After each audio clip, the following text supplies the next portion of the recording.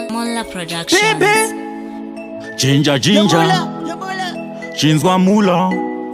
Skira chinja Se safe zone saidi Uchachinja wangu Mula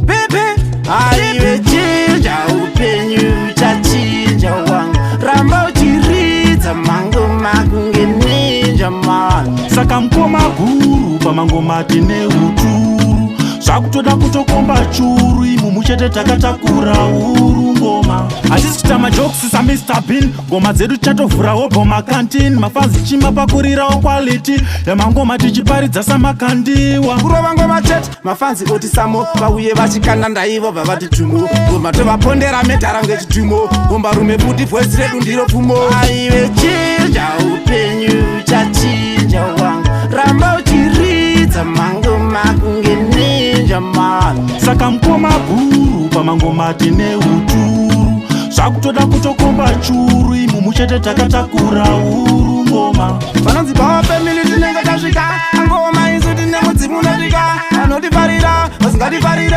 vachatifarira isu tinenge tasvika Saka mukoma wangu rangarira patakatangira Ngoma tichiposa ngoma tichipolisha Atiredu takaveza tongovhanisha Ngofarisha vaitomboti tinomakisa Aiwe chinja upenyu Uchachinja wangu Ramba uchiridza mango makunge ninja man Saka mkoma guru Pamangoma tine uturu Sakutoda kutokomba churu Imu muchete takatakura uru ngoma Atisi chitama jokes sa Mr. Bean Ngoma zedu chato vura obo makantin Mafazi chima pakurira o quality Ya mangoma tichiparidza samakandiwa Kurova ngoma chete Mafanzi oti samo Pauye vachikanda ndaivo vavati tumo Ngoma tovapondera metara ngechitumo Ngomba rume futi voice redu ndiro pfumo Aiwe chinja upenyu Uchachinja wangu Ramba uchiridza mango makunge ninja man Saka mkoma guru Pamangoma tine uturu Sakutoda kutokomba churu Imu muchete takatakura uru ngoma